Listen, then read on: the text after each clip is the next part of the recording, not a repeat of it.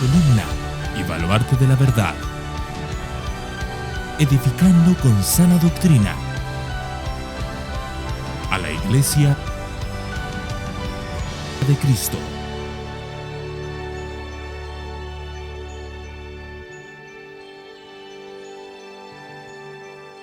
Oportunidad que Él puede dar a este servidor de poder predicar a una de sus iglesias aquí en Barcelona. Quiero orar en esta mañana para que el Señor bendiga su palabra.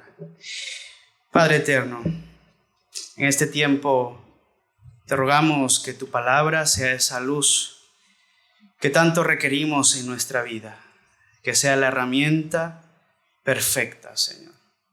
Que el poder del Evangelio pueda, oh Señor, en este día traer a nuestro corazón convicción de pecado, pueda traer a nuestro corazón arrepentimiento, pueda traer a nuestro corazón un avivamiento como cantábamos en esta mañana, Señor.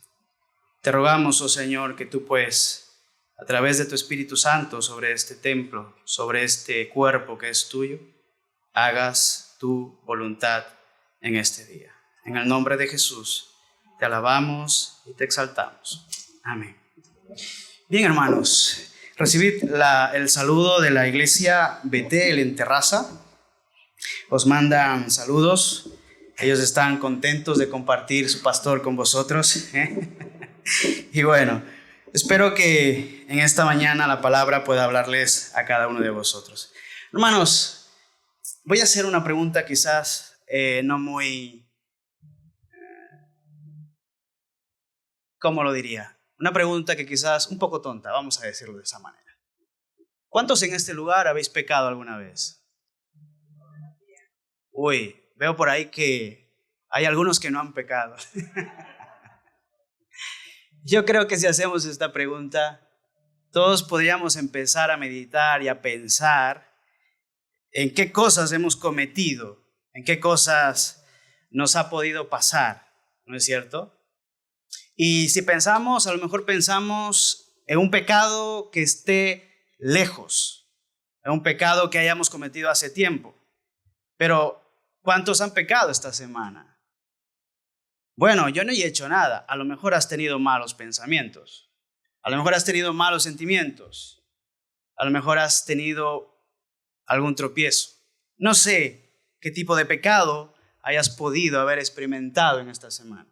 Pero sí sé que lo cierto es que cuando el pecado llega a nuestra vida, cuando el pecado viene a nuestra vida, hermanos, es doloroso.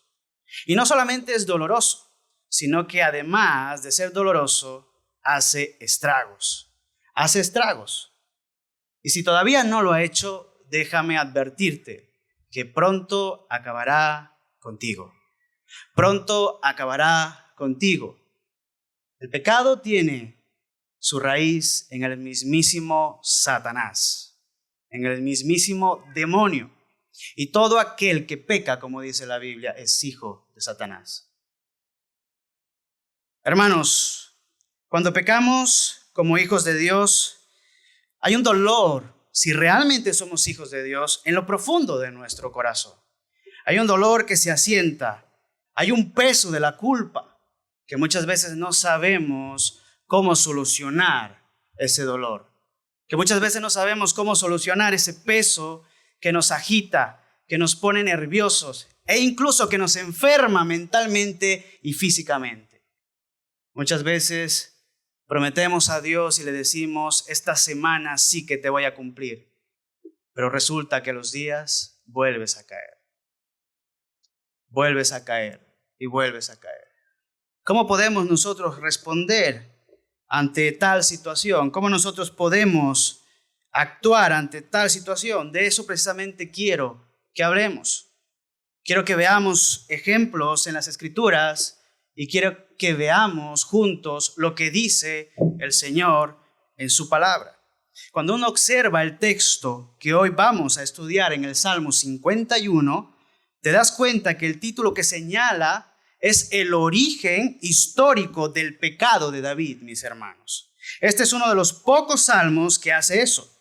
Fijaos en lo que dice. Al músico principal Salmo de David. Ahora escuche.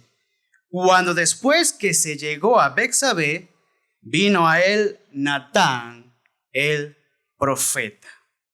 Vino a él Natán, el profeta. Acompáñenme, si es tan amable, al Salmo 51, versículos del 1 al 19. Y escuchen lo que dice este salmo de penitencia, de lamento. Es uno de los salmos más conocidos en las Escrituras. Escuchen lo que dice. Ten piedad de mí, oh Dios, conforme a tu misericordia, conforme a la multitud de tus piedades, borra mis rebeliones. Lávame más y más de mi maldad y límpiame de mi pecado, porque yo reconozco mis rebeliones y mi pecado está siempre delante de mí.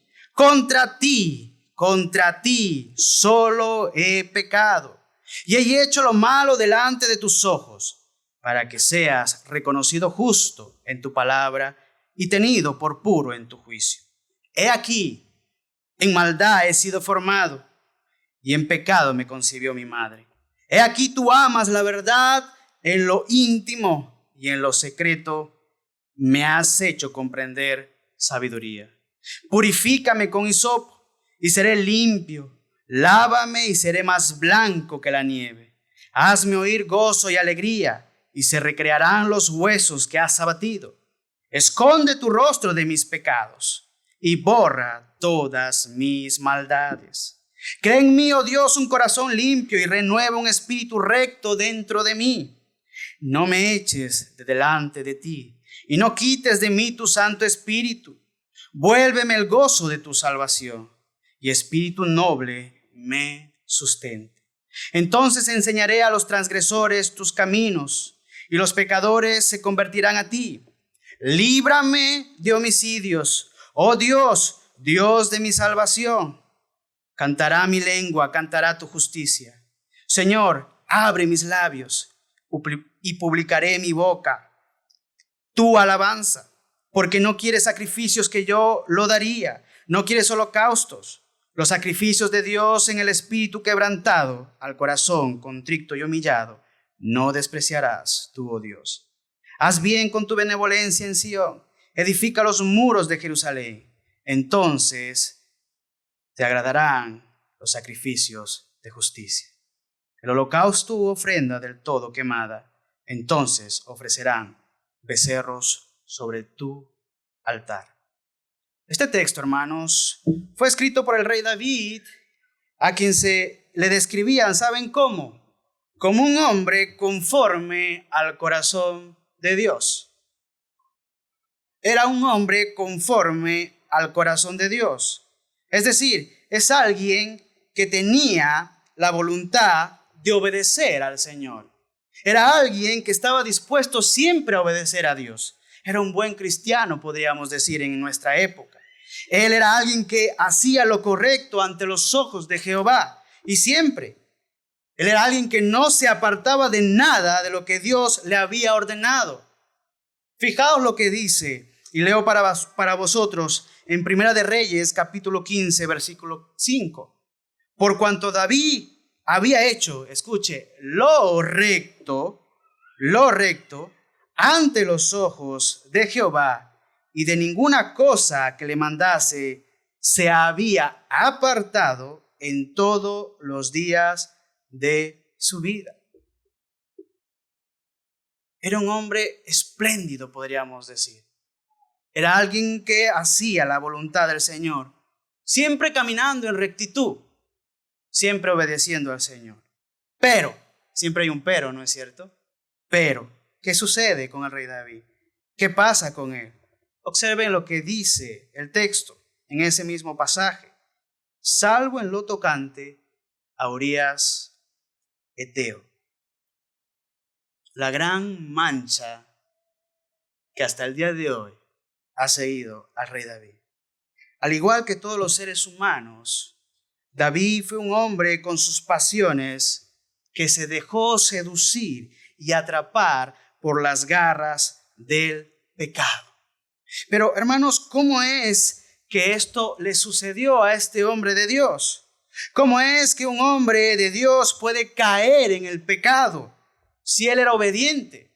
Veamos lo que dice segunda de Samuel, capítulo 11, versículos del 2 al 5. Segunda de Samuel, capítulo 11, versículos del 2 al 5. Dice así el Señor. Y sucedió un día, al caer la tarde, que se levantó David de su lecho y se paseaba sobre el terrado de la casa real. Y vio desde el terrado a una mujer que se estaba bañando, la cual era muy hermosa. Envió David a preguntar por aquella mujer y le dijeron: aquella es Betsabé, hija de Elián, mujer de Urías Eteo. Y envió David mensajeros y la tomó y vino a él y él durmió con ella. Luego ella se purificó de su inmundicia y se volvió a su casa. Y concibió la mujer y envió a hacerlo saber a David, diciendo: estoy encinta. Hermanos, este es uno de los episodios más tristes y lamentables y además trágico que podemos encontrar en la biografía del rey David. Los actos que él cometió por dejarse atrapar por el pecado lo llevaron a sumergirse en las profundidades del pecado a tal punto que cometió cosas terribles, cosas horrendas. Y esto no solo le pudo haber sucedido al rey David, no solo le sucedió a él, también podría pasarnos a nosotros. O quizás ya estás en las profundidades del pecado en esta mañana y aún no te has arrepentido. Por tanto, para poder entender mejor, hermanos, cómo actúa el pecado, veamos el proceso en cómo sucede cuando nos dejamos seducir por el pecado. Cuando dejamos que el pecado ingrese a nuestras vidas, ¿qué es lo que ocurre? El pecado, hermanos, siempre nos va a hacer actuar de forma horrenda. Después de haber leído segunda de Samuel, capítulo 11, versículos del 2 al 5, si vosotros seguís leyendo ese pasaje, ustedes se van a encontrar con los versículos del 6 al 27, donde se nos cuenta que para David no había sido suficiente haber cometido adulterio. David no estaba satisfecho con haber cometido ese pecado. Después de escuchar la nefasta noticia del embarazo de Betsabé, hermanos, en lugar de reflexionar y aprovechar en ese momento como hijo de Dios y aprovechar esa oportunidad para arrepentirse, él hace lo que la mayoría de pecadores hacen cuando no se arrepienten. ¿Qué hace, hermanos? ¿Qué es lo que hace, pastor? Intenta ocultar su pecado de diferentes formas para no ser descubierto según él. En su primer intento, hermanos, David hace que traigan del campo de batalla a Urías Eteo. Y él lo hace que lo traigan con la intención de que Urías se acueste con su esposa Betsabé y así parezca que el niño que había engendrado fuera de él. Pero ¿saben qué, hermanos? El tiro le salió por la culata. Urías se niega a obedecer cuando llega ante el rey su indigna invitación. Urías no se quiere acostar con su mujer. ¿Saben por qué? Porque la ley en Deuteronomio capítulo 23 del 9 al 11 decía que un soldado que peleaba en la batalla del Señor debía mantenerse en una pureza ritual. Por eso Urías no quería volver a casa para acostarse con su esposa. Además, si hubiera accedido a hacer lo que el rey le estaba pidiendo, no hubiera podido volver a la guerra junto a sus compañeros. De manera que Urías se mantiene fiel. De manera que Urías se mantiene fiel y leal al arca, a Israel, a Joab, a sus compañeros que están peleando en el campo de batalla, pero también se mantiene fiel a su rey. Fijaos lo que dice el versículo 11. Y Urías respondió a David: el arca e Israel y Judá están bajo tiendas, y mi señor Joab y los siervos de mi señor en el campo. ¿Y había yo de entrar en mi casa para comer y beber y a dormir con mi mujer? Por vida tuya y por vida de tu alma, que yo no haré tal cosa. Hermanos, si os habéis fijado, Urías era un hombre que tenía pasión por la gloria de Dios, debido a que sabía que el arca de Dios estaba en medio de la batalla. Urías tenía una gran integridad a pesar de, ¿saben qué? De que no era un judío nativo. Él era eteo, no pertenecía a los judíos. Él era un verdadero colaborador que se opuso a disfrutar de las comodidades del hogar mientras sus compañeros soportaban la adversidad en el campo de batalla. Él decidió mantenerse firme ante esa situación. No sabía lo que estaba ocurriendo, pero Urías estaba haciendo lo correcto delante del rey. David había tenido la expectativa, hermanos, de que Urías caería en su trampa y fuese como él, así de indigno como él. Dicen que el ladrón piensa que todos son de su condición, ¿no es cierto? Así estaba David, pensando en eso. En vez de eso, Urías demostró ser un hombre de integridad, hermanos, de firmeza, cuya lealtad principal era hacia los intereses del rey en vez de hacia sus propios placeres. No sé si ustedes recordarán, pero yo aquí veo un poco la imagen del Señor Jesucristo. Cuando el Señor Jesucristo está en el Monte de los Olivos orando y diciendo, Señor, aparta de mí esta copa. ¿Recuerdan ese pasaje? Él concluye diciendo, pero no se haga mi voluntad, sino la tuya.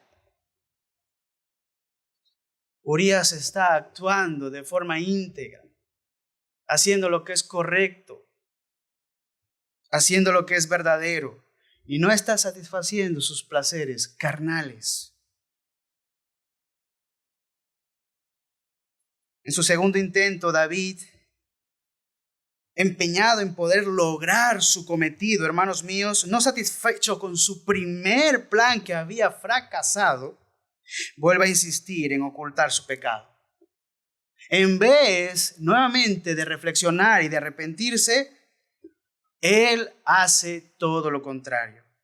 El rey sabía que Urías quería volver a la guerra con sus compañeros, pero él le dice, mintiendo, Urías, quédate aquí aún hoy y mañana te voy a despachar. Con esa mentira el rey prepara un plan, mis hermanos, y dice, voy a invitar a Urías a comer. Fíjense lo que él dice. Le voy a preparar un banquete real. Le voy a dar de beber hasta que se emborrache y va a desistir de apoyar a sus compañeros y va a volver a su casa y se va a acostar con su mujer. ¿Qué plan más malévolo en la mente de este hombre?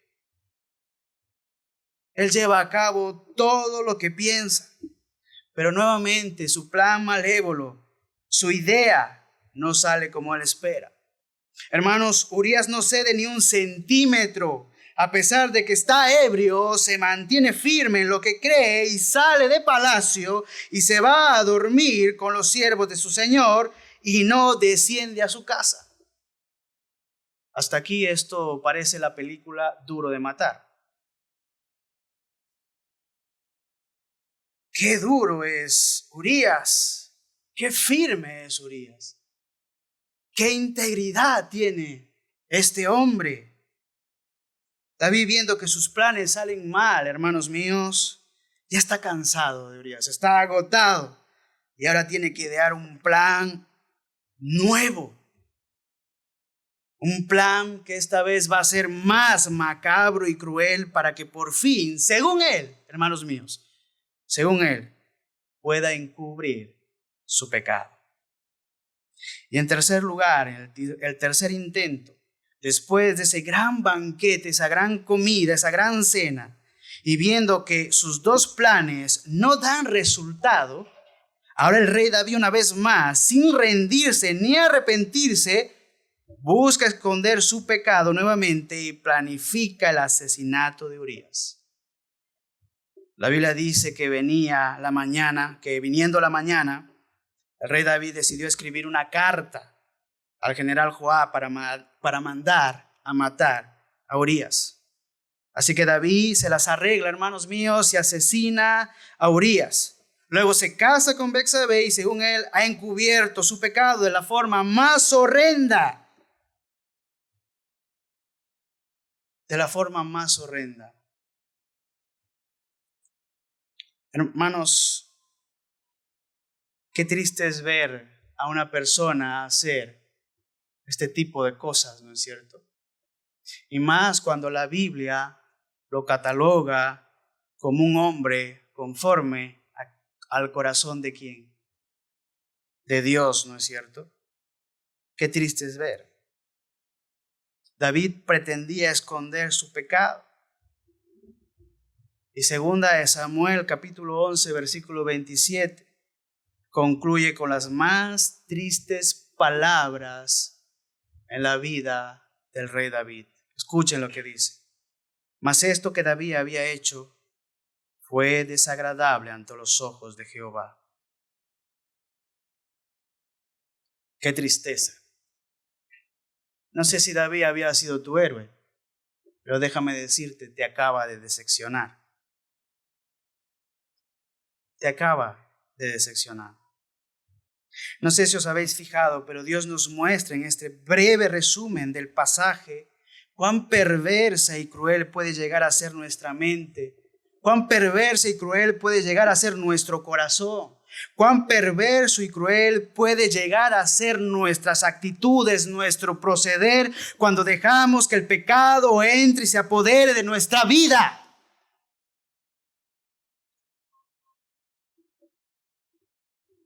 Cuando dejamos que el pecado entre en nuestra vida, hermanos, no se va a quedar quieto.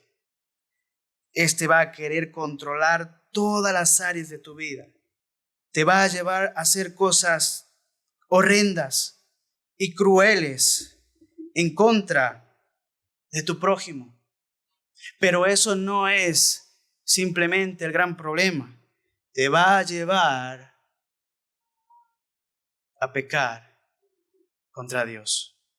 Ese es el gran problema del ser humano hasta el día de hoy. Te va a llevar a darle la espalda a Dios. Nos lleva a cometer el pecado, hermanos, adulterio.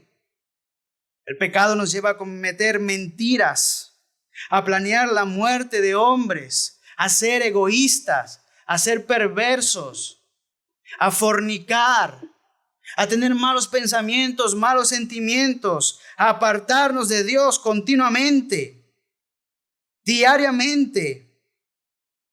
El pecado nos va a llevar a un extremo siempre, hermanos míos, siempre. No creas que el pecado es pequeñito, el pecado es grande, es un peso enorme, que si decides cargarlo, vas a sufrir.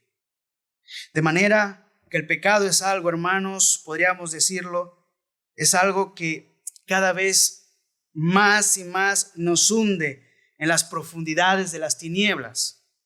Es como ingresar a una cueva profunda. No sé si algunos de ustedes habéis bajado por una cueva. No sé si vosotros habéis bajado. Mientras uno va bajando cada vez más y más, metros y metros, ¿qué sucede?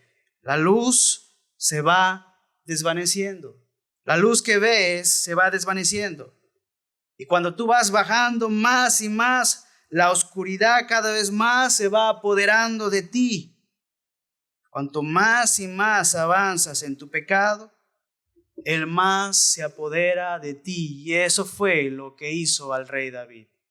¿Cómo es que este valiente de Dios pudo permitir eso?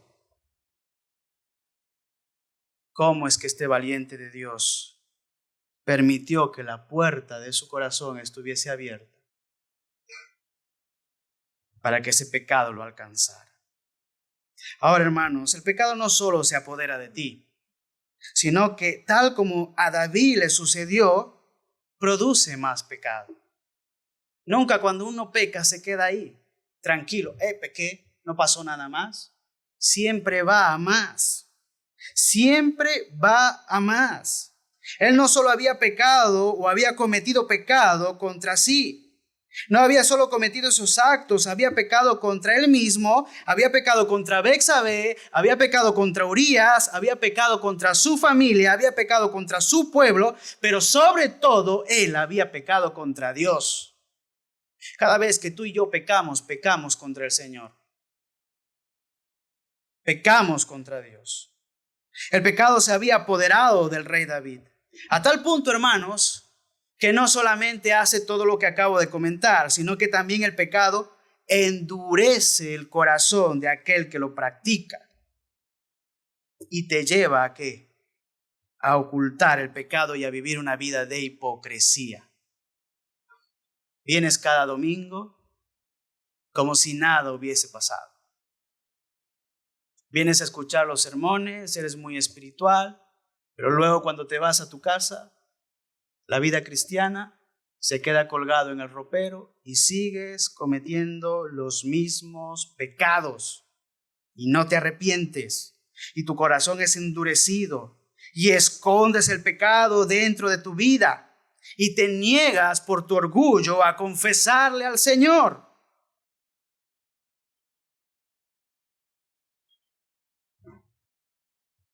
David, hermanos, había endurecido su corazón, pero el colmo no era eso, hermanos. Su pecado duró tiempo. Su pecado duró un episodio. Se cree, hermanos, que existe un periodo de casi un año entre el capítulo 11 y el capítulo 12 de 2 de Samuel como mínimo. También se cree como mínimo, hermanos, el periodo de 9 meses que tuvo el embarazo Betsabé. Se cree que puede ser un año o 9 meses el tiempo que después de haber pecado David ocultó su mal. Y durante todo ese tiempo, hermanos, él está callado. Él no dice nada, no lo confiesa, ni tampoco se arrepiente. No lo hace. Hermanos, la gente cree que tapar el sol con un dedo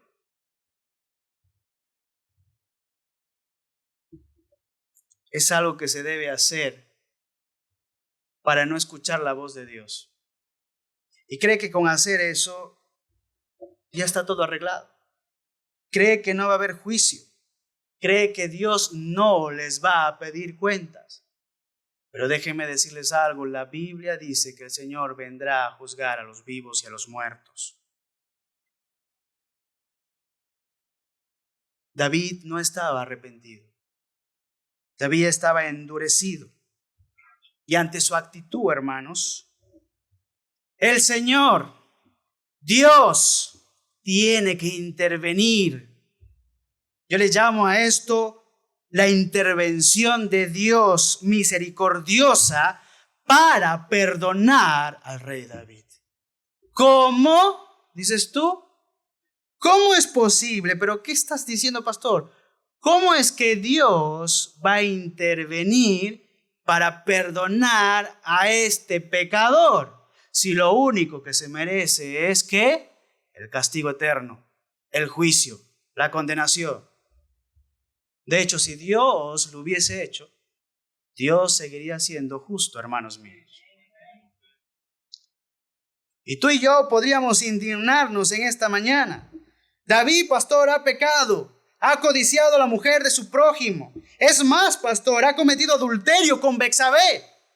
Y por si fuera poco, ha matado a Urías, ha mentido y ahora tiene que pagar las consecuencias de sus actos. Pastor, hay que ser coherente con la Biblia. La Biblia dice que en Israel se demandaba una sentencia. Allí había una ley que decía que todo aquel que pecaba de esta manera tenía que morir. Deuteronomio capítulo 22, versículo 22, dice así, leo para vosotros.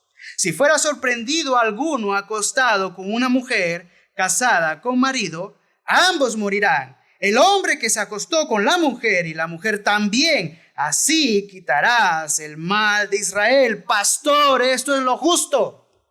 Él debe morir. Él debe ser apedreado, sacado del pueblo, para que el pueblo aprenda. Él debe hacer eso. Hermanos, según este texto, David debe recibir como pago de su pecado el castigo de muerte. Eso es su condena. Él ya no puede devolver la pureza a Betsabé. Tampoco puede devolver la vida a Urías. Tampoco puede devolver su buen testimonio. Él es culpable y ha hecho lo malo ante los ojos de Dios. Lo justo es que muera, pastor. Ahora tú vienes, pastor, y me dices a mí que Dios interviene para perdonarlo, que Dios le dice, te perdono, pero ¿qué estás diciendo? Ahora es cuando yo te contesto, sí, Dios interviene para perdonarlo. Dios lo hace. ¿Y cómo lo hace, hermanos? Fíjense ustedes que en esta historia, hermanos, al igual que en el inicio de la creación, cuando el hombre pecó contra Dios en Génesis 3, es Dios que busca al pecador. Adán no fue a buscar a Dios, fue Dios quien lo buscó. Y una vez más, siguiendo con su estilo, siguiendo con su carácter, siguiendo con su sabiduría, el Señor envía un mensajero, envía un profeta al rey David, envía al profeta Natán a que se entreviste con el rey David, y el profeta le cuenta una parábola. Escuchen lo que dice. Había dos hombres en una ciudad, oh rey. El uno era rico y el otro era pobre. El rico tenía numerosas ovejas y vacas, pero el pobre no tenía más que una sola corderita que él había comprado y criado, y que había crecido con él y con sus hijos juntamente, comiendo de su boca y bebiendo de su vaso y durmiendo en su seno, y la tenía como una hija. Y vino uno de camino al hombre rico, y éste no quiso tomar de sus ovejas y de sus vacas para guisar para el caminante que había venido a él, sino que tomó la oveja de aquel hombre pobre y la preparó para aquel que había venido a él. Cuando el rey David escucha esto de la boca del profeta Natán, hermanos, la Biblia dice que su ira se enciende en gran manera, se enfada. ¿Cómo es posible?, dice David. Él está cabreado, él está enfadado, está ardiendo en ira en una gran manera. ¿Y qué más hace, hermanos? Rápidamente emite juicio y dice: vive Jehová, que el que tal hizo es digno de muerte. Qué rápidos somos los hombres para condenar, ¿no es cierto? Vive Jehová, que el que tal hizo es digno de muerte. Hermanos, David no se había percatado que Natán estaba hablando de él, que la parábola le estaba señalando. Fíjense ustedes que todavía él seguía ciego. Dios tenía que ayudarle un poquito más. En ese momento él era un poco corto, no entendía lo que le estaba diciendo. Y su ceguera lo llevó a condenarse a muerte a sí mismo. Él emitió, ¿qué? Juicio contra su vida. Hermanos míos, él sabía perfectamente, esto es una muestra, él sabía perfectamente lo que la ley de Dios decía en cuanto a los pecadores, que debían morir. Lo sabía. Entonces Natán le dice a David: David, espera, deja de enfadarte. ¿Por qué te enfadas tanto? Tú eres aquel hombre. Tú eres aquel hombre. ¿Por qué pues tuviste en poco la palabra de Jehová? David no solo había cometido adulterio, hermanos. No solo él había mentido, no solo él había asesinado, sino que también había cometido algo más terrible que todas esas cosas. ¿Qué había cometido? había tenido en poco la palabra del Señor. Y eso es precisamente lo que sucede cuando tú y yo pecamos. Cuando tú y yo pecamos, tenemos en poco la palabra de Dios. ¿Sabes qué es lo que hacemos? Cogemos la palabra de Dios cada vez que pecamos, lo ponemos en el suelo y la pisoteamos y nos burlamos de ella y nos reímos y permitimos que los demás se burlen del Dios que tenemos. Nuestro testimonio queda por los suelos. Como embajadores de Cristo, como embajadores de Dios, fracasamos en el intento de dar un buen testimonio acerca del Padre Celestial que tenemos en nuestro corazón. Hermanos, tener en poco la palabra del Señor era quebrantar, era menospreciar los mandamientos. ¿Cuál era la consecuencia de eso? Era ser castigado. La ley habla de eso también, que una vez más, no solamente por el pecado de adulterio que David había cometido, sino también por el pecado de haber tenido en poco la palabra de Dios, David tenía que morir. Números capítulo 15, versículo 31 habla acerca de eso. Él había caído tan bajo, hermanos, que ahora después de escuchar la palabra de Dios, es entonces, ustedes saben ese texto que dice que la fe viene por el oír. ¿Y el oír qué? Esto es lo que le pasó a David. La palabra de Dios, al oírla, hizo que pudiese ver, pudiese mirar su pecado, pudiesen sus ojos ser abiertos y se da cuenta de su condición, de lo que había hecho. Se quebranta y confiesa y dice: pequé contra Jehová. Entonces Natán sorprendentemente le dice: también Jehová, escuche, ha remitido. ¿Qué significa remitir en el hebreo, hermanos? ¿Qué significa? Significa perdonar, quitar, liberar. En otras palabras, Natán le dice: también Jehová ha perdonado, ha quitado, te ha librado de tu pecado. No morirás. Te mereces la muerte, pero no vas a morir. Versículo 14. Mas por cuanto con este asunto hiciste blasfemar a los enemigos de Jehová, el hijo que te ha nacido ciertamente morirá.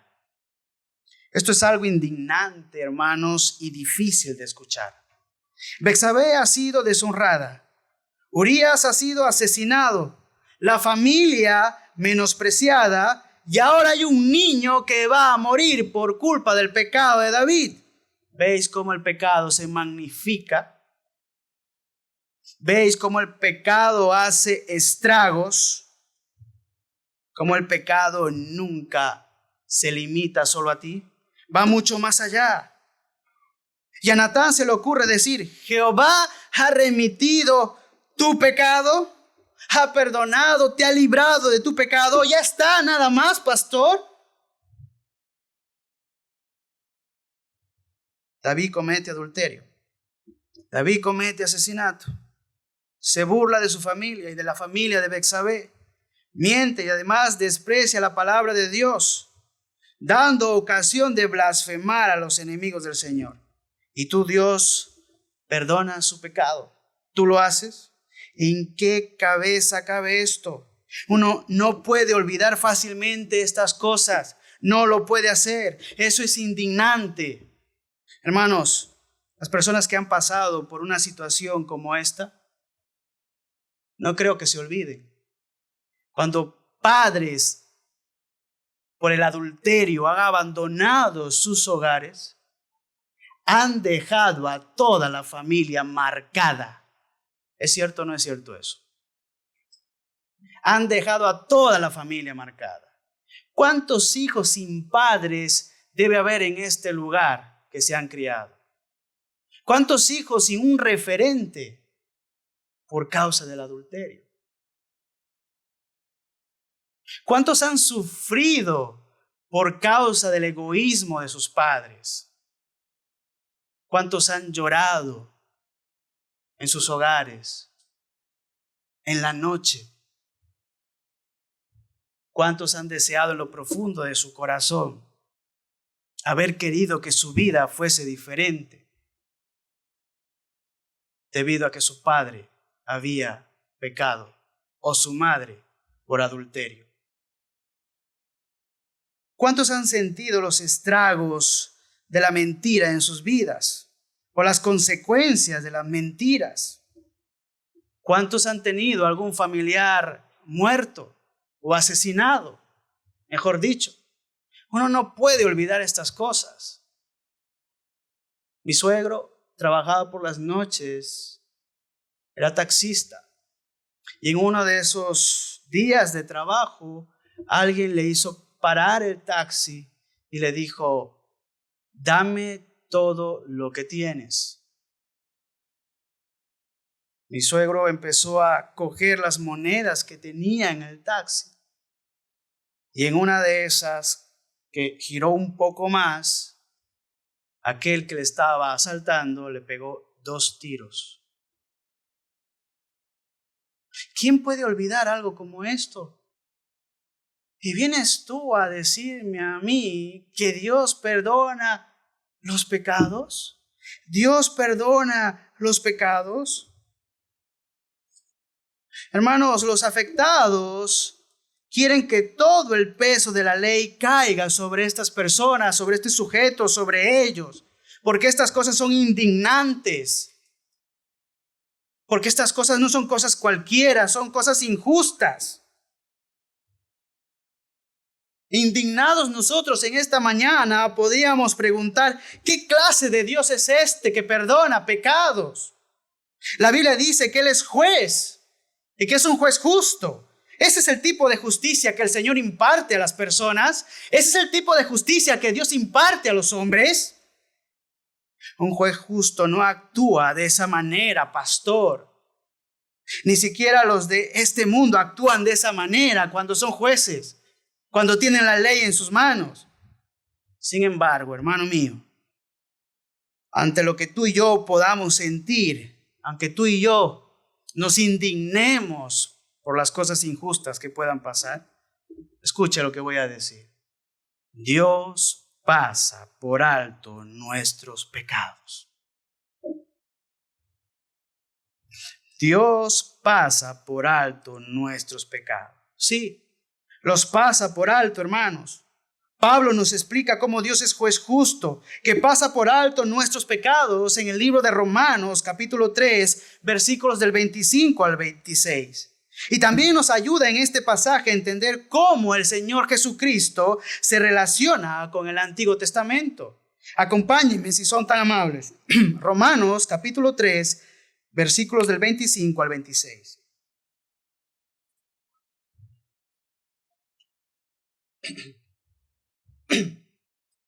Escuchen lo que dice Romanos, capítulo 3, versículos del 25 al 26. A quien Dios puso como propiciación por medio de la fe en su sangre, para manifestar su justicia a causa de haber pasado por alto en su paciencia los pecados pasados. Estas palabras significan exactamente lo mismo que dice 2 Samuel, capítulo 12, versículo 13, donde Dios perdona, es decir, donde Dios pasa por alto el pecado de David, para demostrar, ¿qué dice el versículo 26 ahora? Para demostrar, en Romanos capítulo 3, para demostrar en este tiempo su justicia, a fin de que Él sea justo y sea el que justifica al que tiene, ¿qué? ¿Cómo? Fe en el Señor Jesucristo. Esa es la condición para que Dios te perdone. Esa es la condición para que Dios se apiade de ti. Que tú creas, que tú confieses con tu boca que Jesucristo es el Señor y el Salvador de tu vida. Sin eso tú no puedes ser perdonado. Tú no puedes venir a sus pies. No puedes pretender ser perdonado si no tienes fe en el autor de la vida. Hermanos, por otro lado, la palabra propiciación en este pasaje, la palabra propiciación que aparece en este texto de Romanos, es que Cristo es esa propiciación. Él era el medio que Dios utilizó para apaciguar su ira, porque todos nosotros le habíamos ofendido con nuestros pecados. Todos. Por cuanto todos pecaron, todos fueron destituidos de la gloria de Dios. Y vuelvo a repetir, no merecemos ningún tipo de amor por parte de Dios. Merecemos su ira, merecemos su justicia. Pero Dios es misericordioso. Dios es misericordioso. Todos hemos blasfemado contra el nombre de Dios, de alguna manera, de alguna forma. Entonces, si sentimos indignación por lo que hemos dicho hace un momento, cuando vemos que Dios simplemente parece que estuviese haciendo la vista gorda, si Dios estuviese siendo o mirando a otro lado y negando lo que está pasando, quizás podríamos decir que Dios es un Dios injusto, que Dios no es un Dios correcto, que nuestra indignación es correcta, pero no es así. Esto no fue así, hermanos. Dios desde la época de David va a mirar hacia el futuro, va a mirar hacia adelante y va a contemplar, ¿saben qué, hermanos míos? La muerte de su unigénito Hijo, Jesucristo, en lugar de David y de todos los pecadores, incluyéndote a ti y a mí. ¿Para qué? Para perdonar en la cruz del Calvario mis y tus pecados. De manera que la fe de David, hermanos, en la misericordia de Dios, que todo lo conoce, los pecados de David son contados con Cristo y la justicia de Cristo es contada con su justicia. Es decir, Cristo imputa su justicia. Cristo la da. No porque tú y yo hayamos hecho algo, no porque tú y yo seamos los más guapos y buenos de este mundo. Cristo lo da por su pura gracia, por su pura misericordia. Cristo lo hace por eso. Y Dios en su justicia ha pasado por alto mi pecado, tu pecado, el pecado de David. La muerte del Hijo de Dios es suficiente. Es algo que nos hace indignar, pero la gracia y misericordia sustentadora de Dios también es suficientemente grande, hermanos míos, y digno de ser alabada. De modo que Dios es vindicado a pasar por alto el adulterio, la mentira y el asesinato de David. Por tanto, ¿qué debemos hacer entonces después de haber pecado? Debemos recibir y recordar el perdón de Dios cada día. Una vez que tú eres perdonado, tú debes recordar y recibir el perdón de Dios cada día sobre tu vida. Esa es la realidad objetiva de cómo David es perdonado por su pecado y justificado en la presencia de Dios. Pero lo que el Salmo 51 describe, hermanos, es lo que David sintió y pensó mientras se aferraba a la misericordia de Dios. Después de haber pecado, él ahora va a confesar cómo lo hace. Él está describiendo en este salmo precisamente eso. Algunos pudieran decir en esta mañana que los cristianos, después de la muerte de Jesús, después de que Jesús los haya salvado, no deben orar, ni confesar, ni pensar y sentir de esa manera. Que no deben hacerlo. ¿Por qué tenemos que pedir perdón si Dios ya nos ha perdonado? No creo que esto sea correcto. Cada día tú y yo debemos pedir perdón al Señor. Cada día. Una cosa es la salvación, otra cosa es pedir perdón.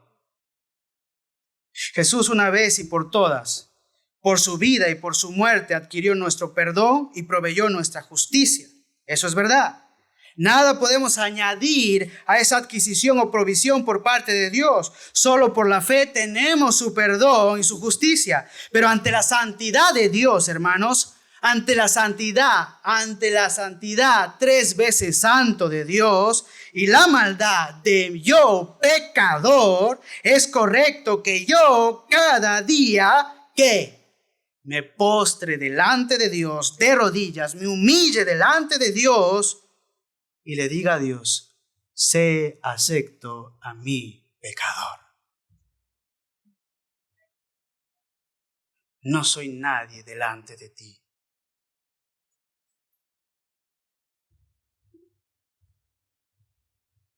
Es correcto, hermanos, que cada día recibamos y recordemos lo que Dios compró para nosotros, el perdón de pecados mediante la preciosa sangre de Jesucristo. Es correcto que nosotros vayamos en oración y le confesemos al Señor, porque Él es fiel y justo para perdonarnos y limpiarnos de toda maldad. Esa carta fue escrita a los cristianos, no a los inconversos. Mateo capítulo 6, versículos del 11 al 12. Escucha lo que dice. El pan nuestro de cada día, dánoslo hoy. Y perdona nuestras deudas como también nosotros perdonamos a nuestros deudores. Hermanos, la petición de cada día de pedir el pan la hacemos porque Él ha prometido que saciarnos, satisfacernos, bendecir, cubrir nuestras necesidades, ¿no es cierto? Dios nos ha enseñado así. La oración diaria por el perdón la hacemos también. ¿Por qué, hermanos? Porque ha sido totalmente adquirida y asegurada por la muerte, por el sacrificio de Cristo Jesús. ¿Lo podemos ver? ¿Nos podemos dar cuenta de eso? Ahora os voy a hacer una pregunta, iglesia amada. Cuando somos confrontados con nuestro pecado, ¿cómo respondes tú? ¿Te indignas? ¿Te enfadas? ¿Te molestas? A menudo recibo personas en mi despacho inconversas y empezamos a hablar porque ellos vienen por una razón diferente al Evangelio, pero mi trabajo es llevarle a Cristo. Y cuando empezamos a hablar y hablar y hablar, hay un punto en nuestra conversación que hablamos acerca del pecado. Cuando empezamos a decir o a insinuar un poquito cada vez más y más que esa persona es pecador, uno va viendo cómo su rostro de bondad y de amor va cambiando en Hulk. Y uno dice, ¿qué le pasa? ¿No? Empieza a enfadarse y tú empiezas a decirle que es un pecador, que necesita de Dios, le das ejemplos, etcétera, etcétera, y empieza a enfadarse y te dice, pero tú ¿qué te has creído? ¿Tú te crees santo? ¿Tú te crees que no has pecado? Yo soy bueno, yo no he hecho nada malo, yo no he cometido pecado, yo no he matado a nadie. Yo no he robado ningún banco, y empiezan a comparar su vida con los pecados, podríamos llamarles exagerados, ¿no? Pero entonces uno es, por la gracia de Dios, un poquito más sabio y el Señor te ayuda en ese proceso y le dice, a ver, ¿pero tú alguna vez no has mentido? Y dice, bueno, sí, una mentirijilla, pero de las buenas. Bueno, ¿pero has mentido? Sí, he mentido. Bueno, ¿pero tú alguna vez no has robado, aunque sea un céntimo, a tu madre o a tu padre o a algún amigo o cualquier otra cosa? Bueno, he pedido prestado. Bueno, eso es robar. ¿Le has pedido permiso? No, pues entonces eso es robar. ¿Tú alguna vez no has tenido sentimientos perversos en tu corazón? De odio, amargura, celos, envidia. ¿Has hablado mal de alguien, etcétera, etcétera?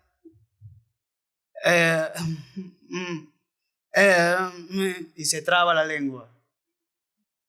Y al final dice, pues bueno, sí, entonces eso comprueba que eres un pecador. Por tanto, necesitas de un antídoto. Necesitas de un salvador. Ya no quiero hablar contigo, es la respuesta que hace. Y se marchan del despacho, lastimosamente. Porque el orgullo no les deja reconocer su pecado. Pero ahora, ¿cómo es que reacciona David? ¿Tú reaccionas como este señor o reaccionas como David, siendo hijo de Dios? ¿Realmente eres hijo de Dios? No he venido a cuestionar porque yo no veo los corazones, solo el Señor sabe quién es hijo de Dios en este lugar. Pero ¿cómo reaccionan los hijos de Dios? Veamos respuestas útiles por parte de David hacia su pecado. Veamos cómo él reacciona para que nosotros podamos aplicar a nuestras vidas cada vez que pecamos. David vuelve en primer lugar a Dios indefenso como su única esperanza. No hay otra esperanza más para él, hermanos. La única esperanza que David tiene, ¿saben qué? Es la gracia, es la misericordia y es el amor de Dios. Fíjense lo que él dice: ten piedad de mí, oh Dios, conforme a tu misericordia, después de escuchar a Natán. Ten piedad de mí conforme a la multitud de tus piedades. Borra mis rebeliones. Bórralas, por favor, Señor. 3 veces dice el salmista: ten piedad conforme a tu misericordia y conforme a la multitud de tus piedades. Hermanos, esto es lo que Dios había prometido en el Antiguo Testamento.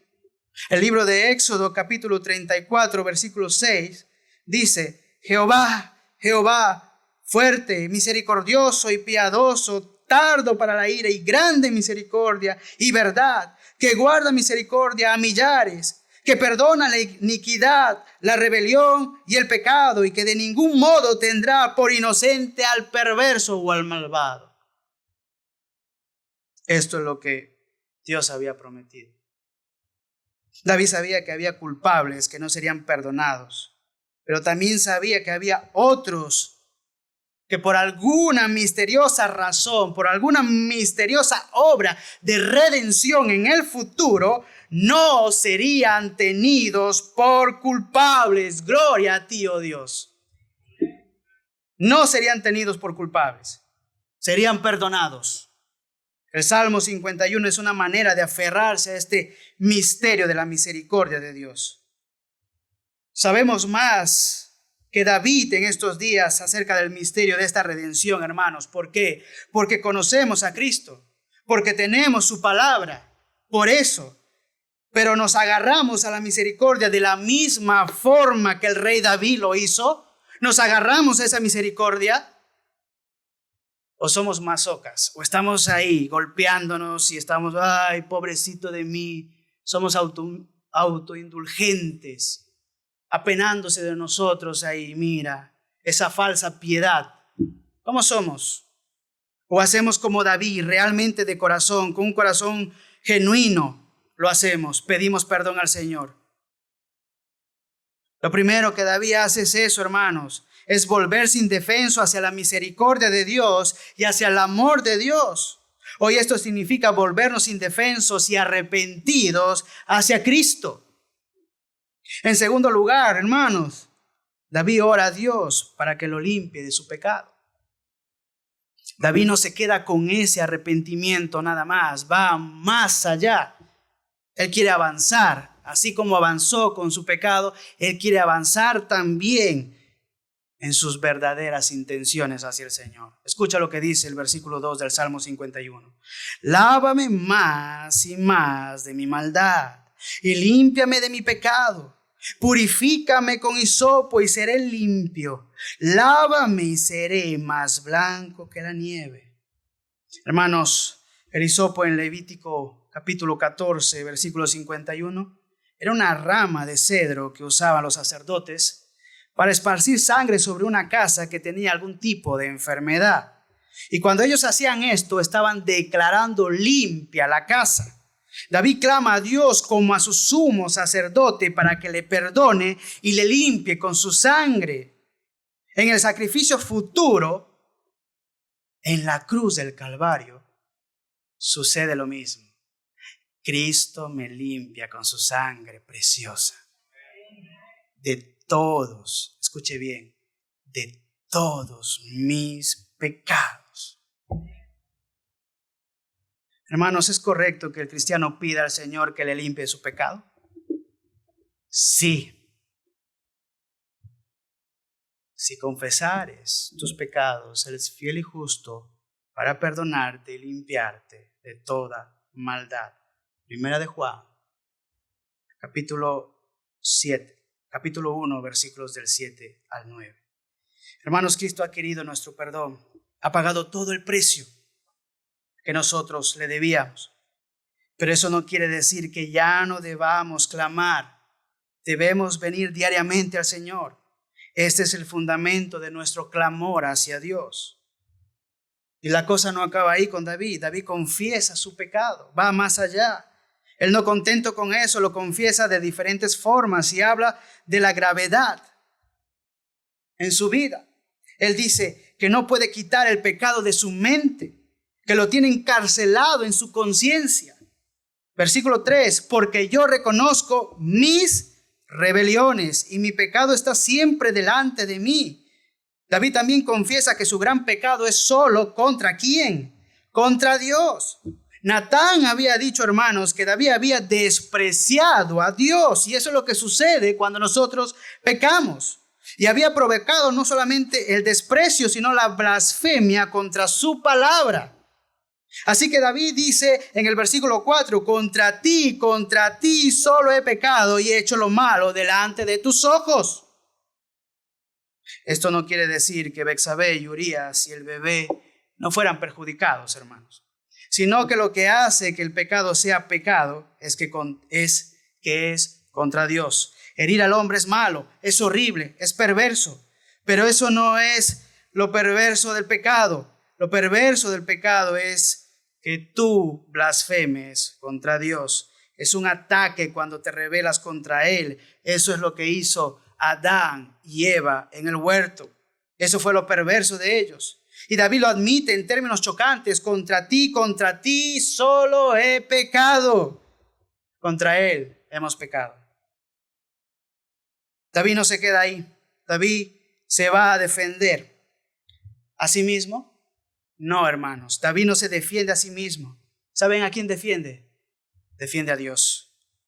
No hay autojustificación, pero es que yo hice esto porque tú hiciste esto. ¿Se acuerdan del hombre? ¿Se acuerdan de Adán? ¿Dónde estás tú? Tuve miedo porque vi que estaba desnudo y me escondí. ¿Quién te ha dicho que estás desnudo? ¿Qué has hecho, Adán? ¿Y qué dice Adán? La mujer que tú me diste. Adán aquí echando la culpa, ¿a quién? Mira lo que has creado. Por tu culpa yo he pecado. La mujer no podía acusar al hombre ya. Me tengo que inventar otra, dijo ella. La serpiente. La serpiente ya pobrecita ella, ¿no? Dios, ¿qué hago? Ya Dios no habla con la serpiente, sino que la condena. Pero así somos los seres humanos. Nos gusta defendernos, autojustificarnos. Pero David no. Escucha lo que dice. Él no se defiende ante Dios. Él defiende a Dios para que sea reconocido justo tú en tu palabra y tenido por puro en tu juicio. Dios es reconocido justo y su juicio puro. Dios queda sin culpa, hermanos. Si Dios envía a David al infierno, Dios sigue siendo justo. Este es un arrepentimiento genuino, centrado únicamente en Dios. Esto es lo que piensa y siente alguien que ha sido realmente salvado por Cristo Jesús. Dios ha hecho justicia cuando me maldijo. Cuando maldijo al hombre por su pecado, por su rebelión. Hermanos, si todavía tengo vida en esta mañana es por la misericordia de Dios. Y si me ha perdonado, también es por su gracia misericordiosa. David vindica la justicia de Dios, no la suya. Defiende al Todopoderoso. Ese es verdadero arrepentimiento. David no solo se queda ahí, David aumenta su culpa al hablar de su naturaleza pecaminosa. Fijaos en el versículo 5. He aquí en maldad he sido formado y en pecado me concibió mi madre. Ciertas personas utilizan, hermanos, su naturaleza pecaminosa ¿para qué? Para rebajar su culpa, ¿no es cierto? Es que a veces he escuchado a esos cristianos que dicen, Ay, es que como somos pecadores, por eso pecamos. Mira. Mentira. Cochina. Pecas por tu propia concupiscencia, por tu propia maldad. David hace lo opuesto. Para él, lo que ha cometido, violación, adulterio, asesinato y mentira, es manifestar algo terrible. No es algo fácil de confesar. Él es así por naturaleza, está diciendo en otras palabras. Y si el Señor lo salva, él continuará pecando más y más si Dios no le ayuda. Y David acepta que ha pecado contra la ley externa y la luz misericordiosa de Dios en su corazón. He aquí, versículo 6, tú amas la verdad en lo íntimo y en lo secreto me has hecho comprender sabiduría. Dios abre su mente. Dios fue el que le enseñó. Dios le ha hecho sabio. David había obrado con tanta sabiduría, pero el pecado lo había atrapado. Pero Dios hace que él pueda ver. Si en esta mañana estás aquí, no es por tu voluntad, amigo mío. Te voy a dar una buena noticia. Si en esta mañana estás aquí, es porque Dios lo ha permitido. Si has venido sin confesar al Señor como tu Señor, déjame decirte que hoy Dios te ha traído a este lugar para que escuches su mensaje y te arrepientas y vengas a sus pies. Ha sido Él quien te ha puesto en este lugar. No dejes que el pecado te atrape. No dejes que el orgullo del pecado te deje negar a Dios. Y David ora pidiendo no solamente todas estas cosas, sino también ser reformado. ¿Hay alguien aquí en esta mañana que quiera ser reformado, que quiera ser cambiado en su vida por completo? Solo Jesús puede hacer eso. Solo Jesús puede hacer eso. En la persona de Él solo podemos ser eso. Después de volverse indefenso a Dios, David, él ora por perdón para ser limpiado. Confiesa su pecado. No se defiende ante Dios. No lo hace. David pide más que perdón. ¿Qué hace? Pide ser reformado, transformado. Él ora para que Dios le confirme su elección. Escucha lo que dice. No me eches de delante de ti y no quites de mí tu Santo Espíritu. Sé que algunos dicen que los cristianos que son elegidos ya están seguros en la soberana gracia de Dios y que estos no deben orar de esta manera porque ya son salvos. Si oran de esta manera, esto implicaría que se puede perder la salvación. Yo creo que no, hermanos. Yo creo que no. Cuando David y un cristiano ora así, no me eches de delante de ti y no quites de mí tu Santo Espíritu. Lo que se quiere decir, en otras palabras, es no me trates como un incrédulo, como alguien que no ha sido elegido. No permitas que me sienta de esa manera, como en Hebreos capítulo 6, que allí solo han probado el Espíritu Santo. No me permitas caer y mostrar que solo fui llevado por el Espíritu y no sostenido por el Espíritu. Señor, confírmame, oh Dios, que soy tu hijo y nunca caeré. Él ora por un corazón y un espíritu nuevo, un espíritu recto, correcto y firme. Crea en mí, oh Dios, un corazón limpio y renueva un espíritu recto dentro de mí. El espíritu recto es el espíritu establecido, es el espíritu firme e inconmovible. Él quiere acabar con el tipo de inestabilidad que acaba de experimentar en su vida, hermanos. No quiere ser más él mismo.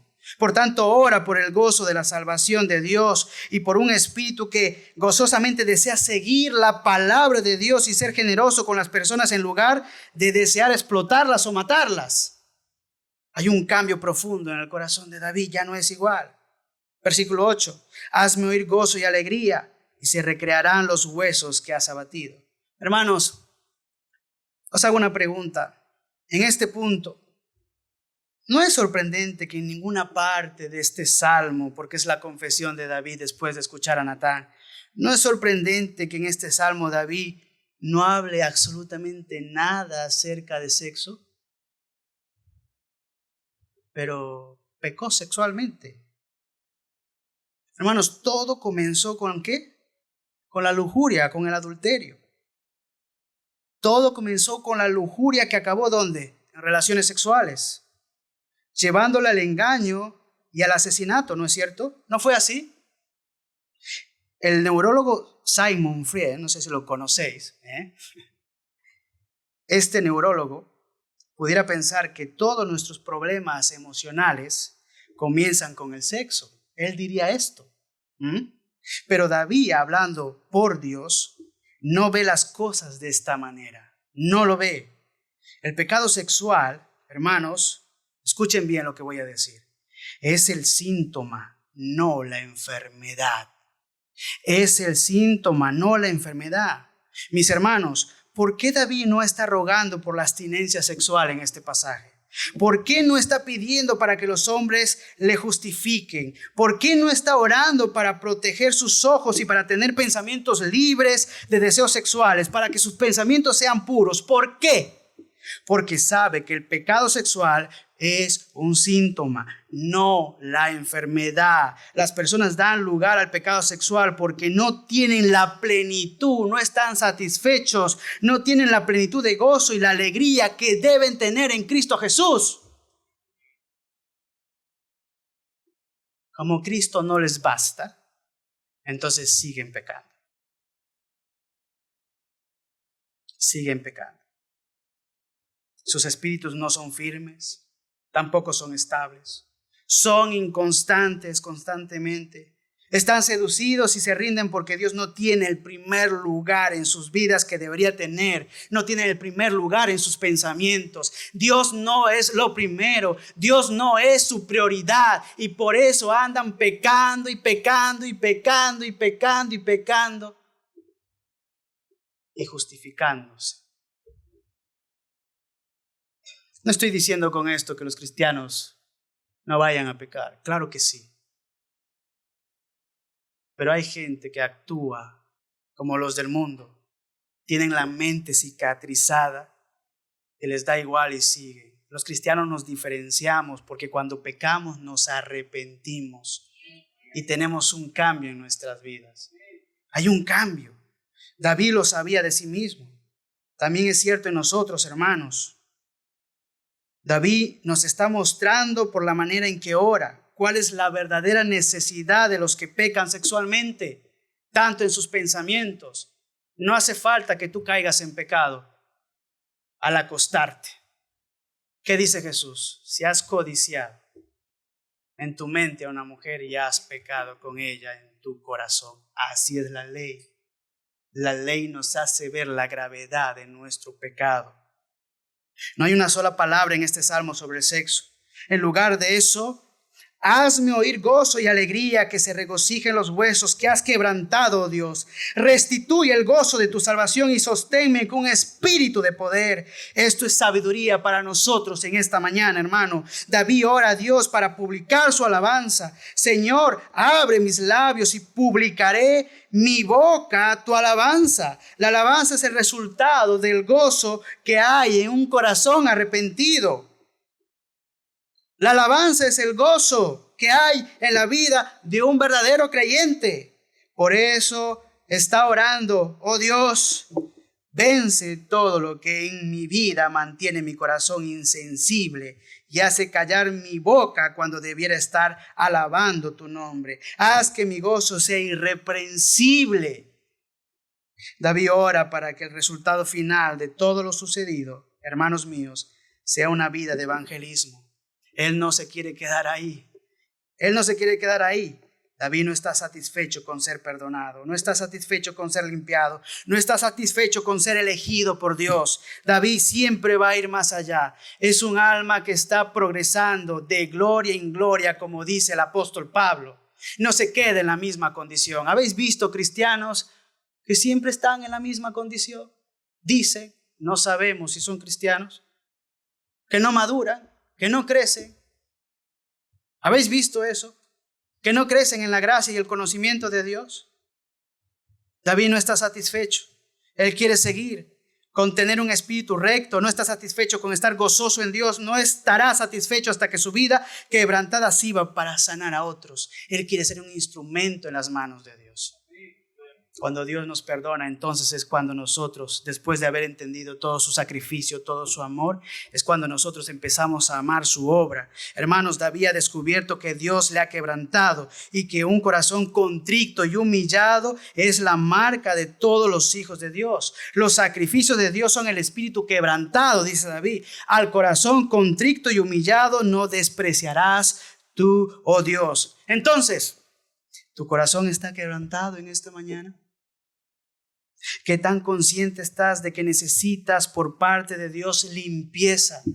¿Qué tan consciente estás de que tú necesitas en esta mañana renovación? ¿Qué tan consciente estás tú, que me escuchas, que necesitas perdón en tu corazón y en tu mente? ¿Qué tan consciente estás hoy en esta mañana? Hermanos, la gente perdonada está comprometida con ser cambiada por Dios. Está humillada. Se vuelve un doulos, un esclavo, un siervo de Dios y dice al Señor: henme aquí, Dios. Haz conmigo lo que tú quieras. A todos los violadores, a todos los adúlteros, a todos los asesinos, a todos los mentirosos, a todos los blasfemos, a todos los inmorales, a todos los que detestan lo que fueron ayer. Hoy Dios busca transformarlos, busca cambiarlos. Puede hacerlo en esta mañana, si tan solos te arrepientes de tus pecados y reconoces al Señor como tu Salvador. Que el Señor bendiga su palabra. Vamos a orar.